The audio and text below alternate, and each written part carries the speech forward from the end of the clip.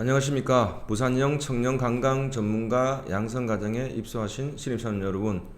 오늘 팬데믹 시대 우리의 대응 전략이란 주제로 강의를 맡게 된 변희영 강사입니다. 반갑습니다. 오늘은 우리 팬데믹 시대에 우리 관광 전문가분들인 우리 신입사원분들이 회사에 근무하시면서 어떻게 좀 준비를 하고 어떻게 대응을 해야 되는지에 대한 주제로 좀 이야기를 나눠볼까 합니다. 전체 목차를 보시면은 메가트렌드와 4차 산업혁명의 이해, 팬데믹 시대 어떻게 변화할 것인가, 미래 인재 핵심 역량과 우리의 대응 전략, 으로 해서 총 3시간 정도가 진행이 좀 될 예정입니다. 첫 번째 시간에는 이 팬데믹 시대, 이게 어떻게 세상이 바뀌고 있는지, 변화하고 있는지에 대한 통찰력을 좀 키워볼 것이고요. 두 번째 시간에는 팬데믹 시대에 우리가 어떻게 좀 변화해야 될 것인지, 그리고 세 번째, 이 미래 인재가 되기 위해서 핵심 역량, 그리고 우리가 어떤 부분들을 좀 준비하고 대응해야 되는지에 대해서 이야기를 좀 나눠보도록 하겠습니다.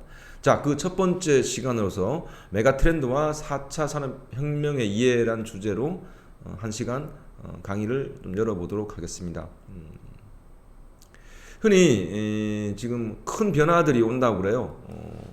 어떠십니까? 우리 교육을 듣고 계신 우리 신입사원 여러분들은 변화를 좋아하세요? 예, 변화를 좋아하신다라고 생각하시는 분도 계실 거고, 그렇지 않다라고 생각하는 분도 계실 건데요. 또 다른 질문을 드려보겠습니다. 세상은 변합니까? 그렇죠. 변하죠. 지속적으로 변화하고 있습니다. 그 변화에 대한 속도 역시 점점 빨라지고 있고요. 이 세상이 변화하는데 그 세상 속에 있는 조직들은 어떨까요? 살아남기 위해서, 생존하기 위해서 그 변화에 대응하고 적응하고 혹은 변화를 리더해가고 이런 행위들을 해야 된다는 거죠. 예전의 것이 현재 진리가 아닐 수도 있다는 얘기입니다. 그런데 중요한 것은 그 조직에 몸담고 있는 조직원들은 변화를 좋아할까요? 싫어할까요? 예. 조금 전에 여러분이 생각했던 것처럼 변화를 좋아하시는 분도 계시지만 대다수의 사람들은 변화를 그닥 좋아하지 않는다는 거죠. 왜 그럴까요? 이 부분에서 함께 좀 이야기를 좀 해볼까 합니다. 그리스 로마 시대의 철학자인 헤라클레이토스는 이런 말을 했습니다. 개는 모르는 것을 보면 짖는다. 철학자가 왜 이 개 이야기를 했을까라는 생각을 하시는 분들이 계실 건데요. 어떤 뜻일까요? 개는 모르는 것을 보면 짖는다. 그쵸? 낯선 사람들이 오면 짖죠. 멍멍멍이라고. 이 개는 모르는 것을 보면 짖는다라는 의미에 이 개는 사람을 좀 비유한 의미고요. 모르는 것은 변화라고 보시면 될 것 같습니다. 사람들은 변화를 보면 뭐라고 한다는 거죠. 조금 전에 여러분이 생각했던 것처럼 좋아하시는 분도 계시고 싫어하는 분도 계신다는 겁니다. 그런데 조직 내에 조직 구성을 본다 그러면은 대다수의 조직원들은 변화를 좀 싫어하는 편이죠. 왜 그럴까요? 첫 번째 이유는 맞습니다. 이 교육을 듣고 계신 한 분이 혼자말로 말씀하신 것 같은데, 그렇죠.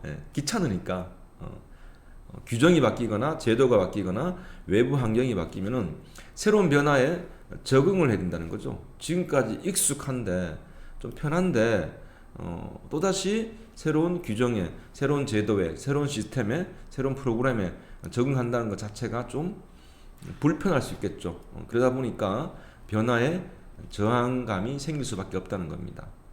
여기 계신 신입사원들은 어떠세요? 그나마 조직에 익숙하지 않으실 겁니다.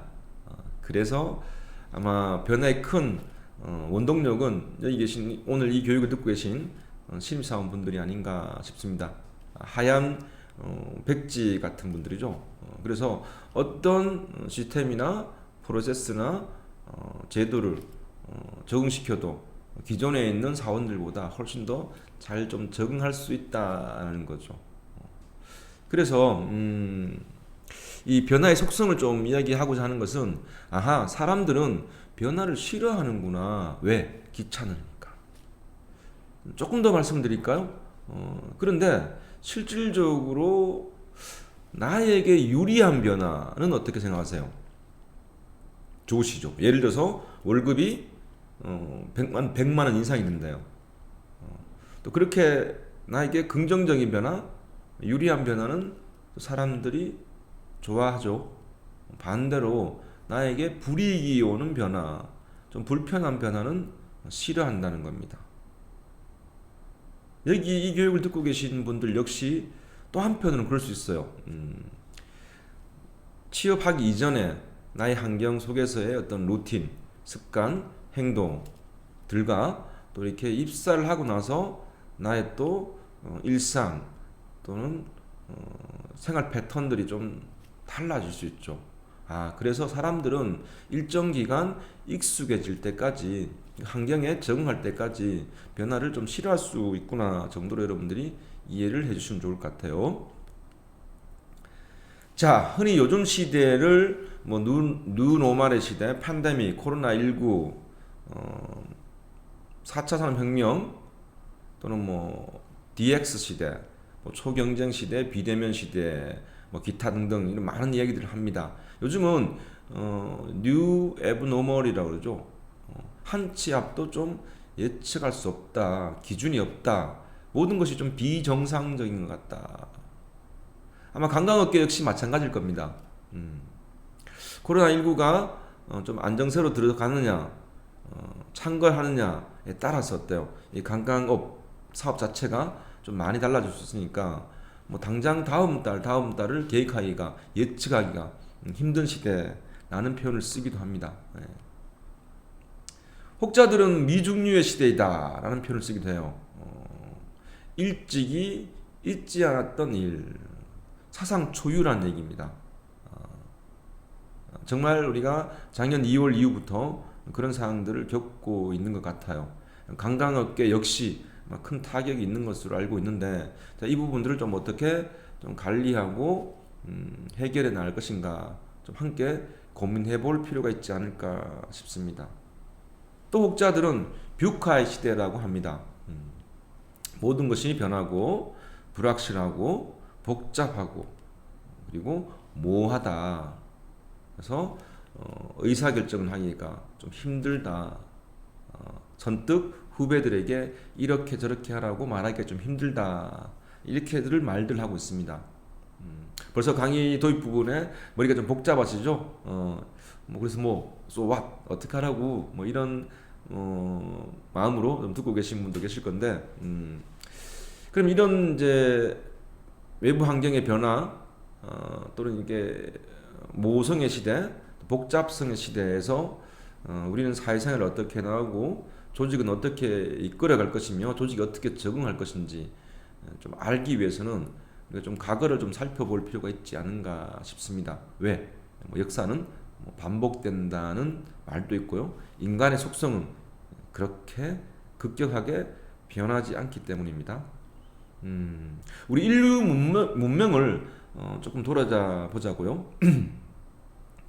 아마 여러분들이 흔하게 사용하고 있는 집에 있는 전자레인지 또는 지금도 아마 제 강의를 듣고 있는 분들 중에 뭐 그럴 수 있을 거예요. 인터넷, 컴퓨터, 원자력 발전소, 여러분이 어디에 계시는지 위치를 추적할 수 있는 GPS, 진공관, 이런 것들이 어떤 계기로 개발이 되었을까요? 무엇 때문에 이런 뭐 원자력이나 인터넷이나 컴퓨터나 전자레인지나 GPS 같은 것들이 개발되었을까요? 예. 이 인류 문명의 혜택인 이런 것들의 개발에 계기가 된 것이 전쟁이라고 합니다. 예. 1차 세계대전, 2차 세계대전을 겪으면서 적대국과 싸워서 생존하기 위해서 우리 인류들은 결핍이 있죠. 생존에 대한 두려움 이런 것들 때문에 엄청난 기술 도약이 있었다고 그래요. 레이더를 개발하고 그 레이더의 전파를 가지고 전자레인지가 나왔고요. 여러분 잘 아시는 원자폭탄에서 우리 인류에게 또 전기로부터의 좀 해방을 해준 원자력 발전소가 나왔다고 그러고요. 이 핵폭탄이 터졌을 때 이 통신망이 두절이 된다고 그러죠. 이런 것들을 극복하기 위해서 인터넷이 개발되었다고 그럽니다. 아하, 인류 역사는 전쟁을 통해서 급격하게 변화하는구나 나를 좀 알 수 있죠. 또 어떤 경우에 큰 변화가 있을까 한번 보시기 바랍니다. 지금 화면에 나와 있는 이런 멋진 작품들, 모나리자, 뭐 흔히 말하는 우리가 서양 문명의 르네상스라고 그러죠. 사상, 문학, 미술, 건축의 부흥기였던 14세기에서 16세기경을 우리는 르네상스라고 합니다. 이렇게 새로운 부흥기였던 르네상스 시대가 도래한 또 배경은 뭘까요? 뭐 때문에 이런 문화 부흥기가 다시 도래했을까요? 그 계기가 뭐냐? 예, 우리가 지금 힘든 거죠. 팬데믹이라는 겁니다. 13세기, 14세기경이죠. 흑사병, 파스트라고 아마 여러분들 많이 들어보셨을 거예요. 유럽 인구의 3분의 1 정도가, 아시아 인구의 3분의 1 정도가 사망했다고 하죠.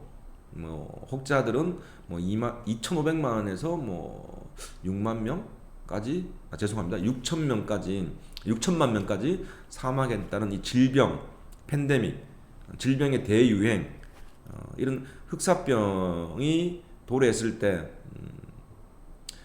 종교를 믿거나 잘못된 어떤 상식 때문에 더 많은 인류들이 사망을 했죠. 이때 부각된 것이 이제 과학자, 의사 이런 분들입니다.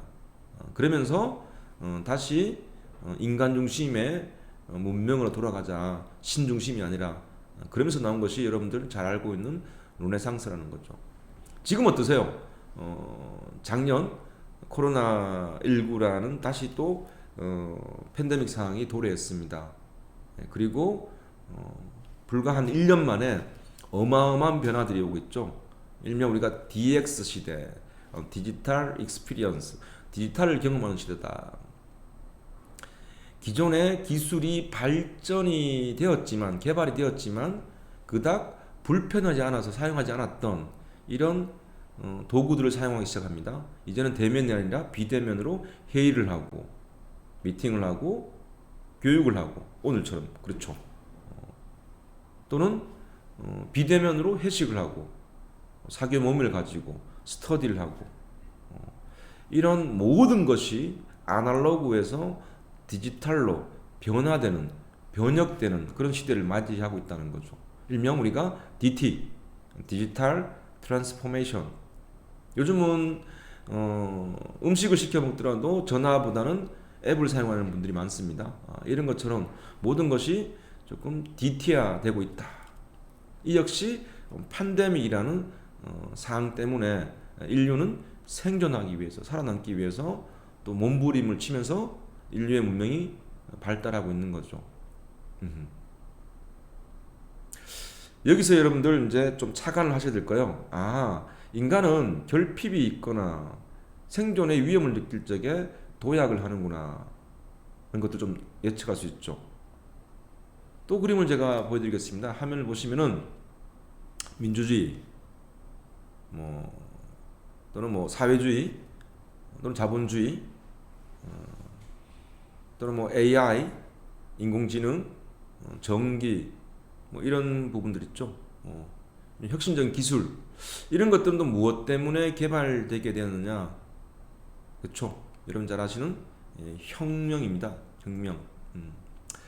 인류는 태고적에 유목 생활을 했죠. 주로 채집을 하거나 사냥을 해서 생존했습니다. 그러다가 씨앗이 발견되고 또는 불을 발견하면서 우리는 정착 생활을 하기 시작했어요. 그리고 우리가 흔히 이제 농업 혁명이라고 그러죠. 그러면서 저희들은 이제 유목 생활에서 정착 생활로 넘어오고요. 또 한 번 또 대량 생산하면서 농업 혁명이 일어나고 있죠. 지금 또 뭐 스마트팜이라고 그래서 또 한 번의 농업 혁명이 일어나고 있는 중입니다. 다음 봉건주의, 군주주의 사회에서 민주주의, 입헌군주제 또는 뭐 사회주의, 공산주의가 도래한 것 역시 시민혁명이죠. 뭐 여러분 잘 아시는 혁명, 시민혁명 중에는 프랑스 대혁명, 뭐 미국의 독립혁명, 영국의 명예혁명 뭐 이런 것들로 해서 인간의 어떤 사상적 변화 또는 가치 기준의 변화, 우리 인류 체제의 변화들이 오고 있다는 겁니다. 마지막이 우리 흔히들 팬데믹 상황이 오기 전에 우리가 항상 많이 언급되었던 4차 산업혁명을 통해서 또 한 번 인류는 발전하게 되고 어떤 변화를 겪고 있다라고 보시면 될 것 같아요. 아하, 이렇게 변화하는구나. 우리 인류는 전쟁이 일어나거나 팬데믹 상황이 발생하거나 또는 어떤 혁명이 일어났을 때 우리 인류는 발전하고 변화한다는 거죠. 그 변화가 긍정적일 수도 있고 부정적일 수 있겠지만 어찌되었든 이렇게 발전하고 있다는 겁니다. 지금은 저희 인류는 두 가지 부분들 때문에 큰 변화의 소용돌이의 중심에 있습니다. 코로나19라는 팬데믹 상황과 4차 산업혁명이라는 이 두 가지 큰 물줄기에서 어마어마한 지금 변화를 겪고 있죠. 여기서 우리는 어떻게 대처할 것인가 조금 더 알아보도록 할게요. 근데 큰 변화의 줄기, 트렌드를 좀 이해하셔야만이 여러분들이 관광업계에 종사하시면서 야 우리가 뭘 준비해야 될 것인가 좀 알 수 있겠죠. 세상이 어떻게 바뀌는지를 좀 알아야 되니까 여러분들 조금 집중해서 관심 가지고 끝까지 좀 경청해 주시면 감사하겠습니다. 자, 4차 산업혁명 예전 학교 다닐 적에 배웠던 기억이 나십니까? 1차 산업혁명, 2차 산업혁명, 3차 산업혁명, 4차 산업혁명. 예, 화면 보시는 바와 같이 18세기경이죠. 증기기관이 개발되면서 더 이상 가축이나 인간의 노동력으로 생산을 하는 것이 아니라 인류 문명이 이제 기계화되기 시작하죠. 그러면서 자본가와 노동자로 나눠집니다. 그리고 약 80년, 90년 이후에 또다시 전기, 석유가 개발되면서 대량 생산이라는 혁명이 일어납니다. 일명 컨베어 벨트 시스템이 도입되는 거죠. 그러면서 독점 자본주의가 나오고 빈부의 격차 커지고 이런 사회적 문제 때문에 수정 자본주의가 도래하고 이런 현상들이 있죠.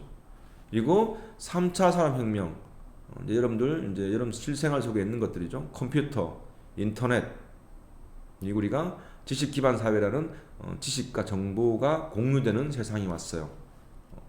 1970년대경이죠. 그리고 지금 현재 4차 산업혁명을 맞이하고 있고 진행 중에 있습니다. 키워드는 인공지능, 자율화, 사물인터넷, 빅데이터 이런 것들이죠. 아마 말씀들은 많이 들었을 건데 4차 산업혁명이라는 것에 대해서 도대체 4차 산업혁명이 무엇이며 우리 업종에 우리 사업에 어떤 영향을 미칠까에 대해서 좀 구체적으로 좀 알아봤으면 좋겠어요. 4차 산업혁명의 키워드는 저는 세 가지로 봅니다. 개인적으로 초연결성, 초지능성, 예측 가능성. 연결이 되어 있는데요. 초연결이 되어 있답니다. 예전에는 사람과 사람이 핸드폰 번호를 주고받으면서 전화로 연결이 됐었는데요. 요즘은 전화, 페이스북, 인스타, 밴드, 카카오톡, 뭐 더 나가서는 사람과 사람만이 연결된 것이 아니라 사람과 기계, 기계와 사람이 연결되는 그런 초연결 시대에 살고 있다. 뭐 때문에? IoT 기술 때문에 그렇죠. 사물 인터넷이라는 것 때문에 그렇죠. 그리고 초지능성, 기계가 생각을 하기 시작합니다. 사유를 하기 시작해요. 우리 인간과 유사하게 학습을 하고요. 예, 여러분 잘 아시는 AI, 인공지능 때문에 그렇죠. 예측 가능성, 일기예보가 맞기 시작합니다. 그리고 이 교육을 듣고 있는 여러분들이 다음 달에 무엇을 구매할지 또는 원래 어떤 목표로 생활하고 있는지를 예측이 가능해요. 왜? 빅데이터를 통해서 여러분이 인터넷에서 무엇을 자주 검색하는지, 어디에 자주 가는지, 어떤 시기에 어떤 것들을 구매했는지, 뭐 화장품이나 뭐 각종 필기도구나 어떤 스마트 기계들을 언제 구매했는지를 예측하고 사용 주기를 분석해서 여러분에게 맞춤형 홍보를 한다든지 제안을 하는 이런 큐레이터 역할을 하기도 합니다. 조금 이해가 되시나요? 이런 사례가 도래하고 있다. 조금 더 디테일하게 말씀드리면 이렇게 외우십시오. 4차 산업혁명의 키워드는 ICBM 플러스 AI구나. IC 외우세요. ICBM AI. 이 I는 뭐의 약자일까요? 예, 제가 힌트 드렸죠. 예, IoT 기술, 사물 인터넷. C는요. 사물 인터넷에서 사람과 기계와 사람이 네트워킹, 초연결되어서 여러 가지 정보를 주고받습니다. 카카오톡을 주고받고요, 문자를 주고받고요, 대화를 주고받고요, 동영상을 주고받습니다. 그 자료들을 어디에 저장을 해야 될까요? 예전에는 우리가 하드웨어에 저장을 했었는데 요즘은 어때요? 이 클라우드 시스템에서 이 C, 구름에다가 저장을 한다 그러죠. 이 클라우드 시스템에 저장을 하고요. 이렇게 저장된 막대한 데이터들을 우리는 뭐라고 그럽니까? 빅데이터라고 합니다. 그리고 그 빅데이터를 우리는 언제 어디서나 손쉽게 접하고 사용할 수 있어요. 무엇을 통해서? 모바일을 통해서.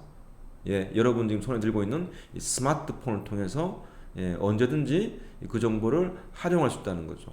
그리고 이 ICBM이란 이런 메커니즘에 그 사이사이에 AI, 인공지능이 들어간다는 거죠. 그래서 스스로 생각하고 인간의 활동을, 주인의 활동을, 소비자의 활동을 좀 편리하게, 편의성을 도모할 수 있도록 해준다는 겁니다. 이게 4차 산업혁명의 키워드라고 보시면 될 것 같아요. 제가 지금 강의를 하고 있는데요. 저와 제 시계가 연결되어 있고 제 시계와 제 자동차가 연결되어 있습니다. 그리고 제가 강의 끝날 때쯤 되면요, 알아서 제 시계가 제 자동차에게 연락을 하겠죠. 5분 뒤에 녹화가 끝나니까 차량 시동거도 놓고 대기를 좀 해달라.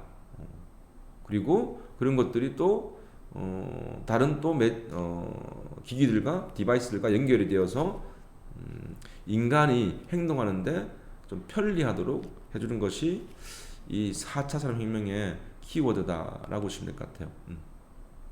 아하, 이런 시대가 도래하는구나. 그렇다면은 이 관광 분야에 있어서 어떤 변화들이 일어날 것인가 앞으로. 호텔은, 숙박업은, 식당은, 여행은 어떤 것들이 일어나고 어떤 편의성이 좀 도모될 것인가. 상상력을 좀 발휘해 보시기 바랍니다.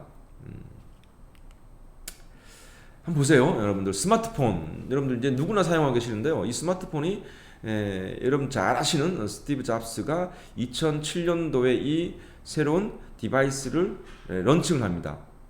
그리고 불과 1년 만에 대중화를 시키죠. 세계 스마트폰 고객 5천만 명을 확보하는 데 걸린 시간들을 좀 측정을 해봤는데요. 예전에 라디오 같은 경우 5천만 명이 라디오를 사용하는 데 있어가지고 걸린 시간이 대략 38년 정도가 걸렸대요. TV는 몇 년이나 걸렸을까요? 13년 정도 걸렸답니다. 5천만 명의 고객을 확보하는데. 인터넷은요, 4년 만에 5천만 명의 고객을 확보했대요. 페이스북은요, 3.5년, 즉 3년 6개월 만에 5천만 명의 구독자, 고객을 확보했대요. 스마트폰은 불과 9개월 만에 5천만 명의 고객을 확보했답니다. 이 그래프를 보시면 여러분 예측되는 게 있을 거예요. 변화의 속도가 상당히 빨라지고 있다. 이렇게 급변하는 세상 속에서 나는 무엇을 해야 되고 우리 업종은 무엇을 준비해야 되고 또 어떻게 대응해 나가야 될 것인가에 대한 고민들 저와 함께 조금씩 하시면서 또 실마리를 좀 풀어나가시면 어떨까 싶습니다. 예, 강의 시작한 지 이제 한 30여 분이 되어 가는데요. 한 10분 정도 더 진행을 하고 휴식할 거니까 좀 더 끝까지 좀 경청해 주시면 감사하겠습니다.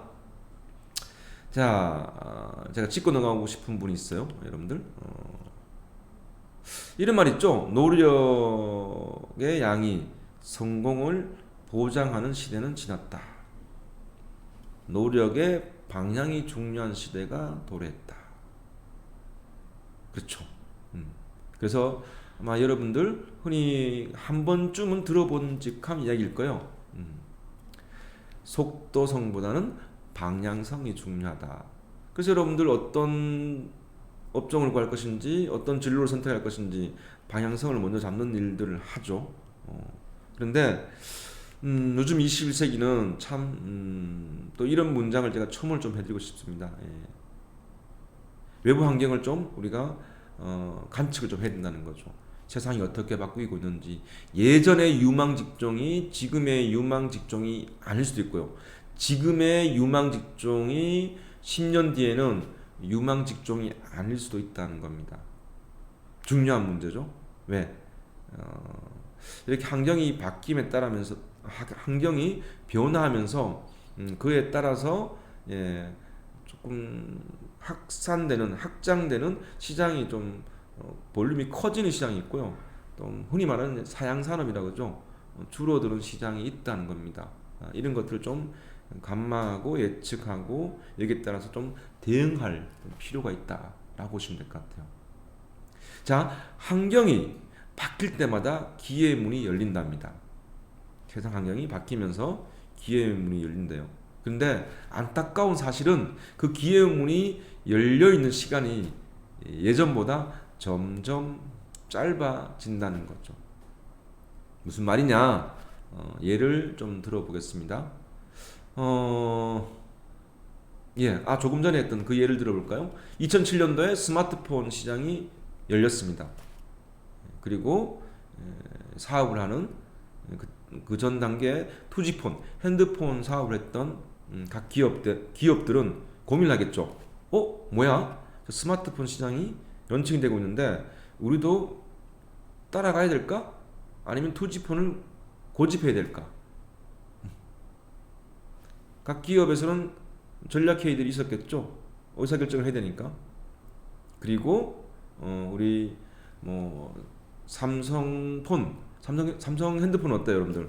바로 저 시대가 도래하겠구나라고 해서 흔히 말하는 미투 전략을 활용해서 많은 시간 노력해서 스마트폰 시장 세계 판매량 1위입니다. 따라잡았죠. 노키아라든지 기존의 모토로라 이런 투지폰의 대표적인 브랜드들은 어때요? 또 지나갈 거야. PDA라든지 시티폰처럼 잠깐 유행하는 디바이스 정도로 생각을 하다가 어떤 기회의 문이 열린 그 문을 통해서 기회를 잡지 못한 사례가 되겠죠. 기회의 문이 닫혀 버렸다는 얘기입니다. 또 어떤 게 있을까요? 지금 보시면은 환경오염에 따라서 자동차 시장을 한번 볼까요, 여러분들? 흔히 이제는 디젤, 가솔린, 하이브리드, 요즘 유행하고 있는 전기차, 그죠? 이제 디젤 차량들은 환경오염이 심하죠.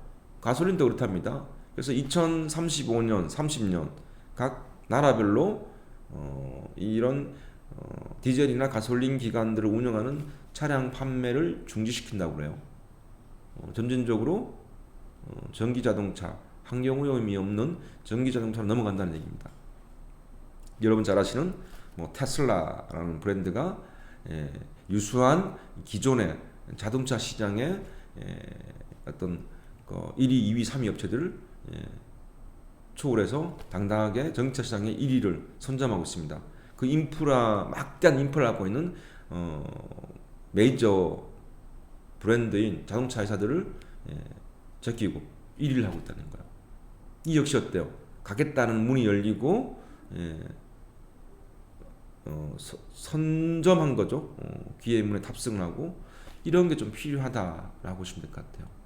관광시장 역시, 관광사업 역시 분명히 새로운 기회가 있을 겁니다. 이 팬데믹을 통해서 여러 가지 기회들이 열리고 있을 거예요. 이제는 많은 인원보다는 소수 인원이, 또는 가본 곳보다는 가보지 않은 곳을, 또는 호텔 숙박업의 활용도가 또 달라지고 있죠. 여기서 여러분들이 좀 뭔가 기회를 좀 찾아보시면 어떨까. 일명 성공 필승의 법칙이라고 합니다. 먼저 공격한 사람이 승리한다. 학창 시절에 여러분들 뭐 친구들과 싸운 적이 있는지 모르겠는데 일명 선빵 필승의 법칙이라고 그러죠. 예.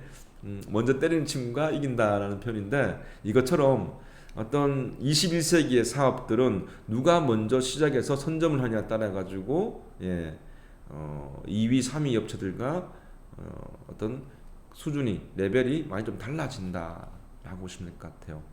힘든 시기입니다. 코로나19라서 모든 업종이 힘들어요, 여러분들.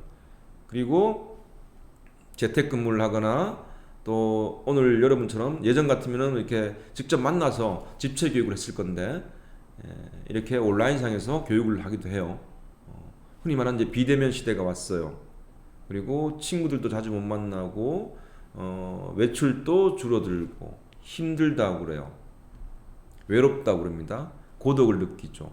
그리고 누군가에게 위로받고 싶고 공감받고 싶고 힐링하고 싶다는 생각을 하시는 분들이 계실 겁니다.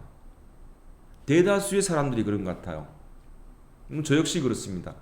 그런데 누군가는 이런 팬데믹 상황에서 4차 산업혁명의 소용돌이에서 이런 변화의 급류에서 어떻게 하면은 나에게 기회의 문을 만들 수 있을 것인가. 이렇게 급변하는 이 시장 속에서 무엇을 하면은 대형 업체들을 초월해서 우리가 이 시장에서 선점을 할 수 있을 것인가. 교육 사업을 하고 있는 저도 마찬가지입니다. 어떻게 하면은 새로운 패러다임을 좀 만들고 어떻게 하면은 어떤 새로운 컨텐츠나 프로세스를 만들어서 이 시장에서 좀 선점을 할 수 있을까를 늘 고민하고 있어요. 여기 이 교육을 듣고 있는 분들 역시 어때요? 기존의 선배님들이 만들어 놓은 이 부산의 어떤 관광 사업들, 유명한 관광지, 부산의 브랜드, 또는 뭐 숙박업, 또는 여행업, 또는 뭐 식당, 뭐 이런 업종에 계신 분들이 있다면은, 또 문화해설사, 관광해설사, 이런 다양한 문화 관련된 컨텐츠를 있다면은 이 새로운 패러다임은 무엇일까? 어떤 패러다임이 이 변화 속에서 우리가 우리 업종을 좀 선점할 수 있을 것인가에 대해 가지고 좀 고민해보는 시간이었으면 좋겠어요.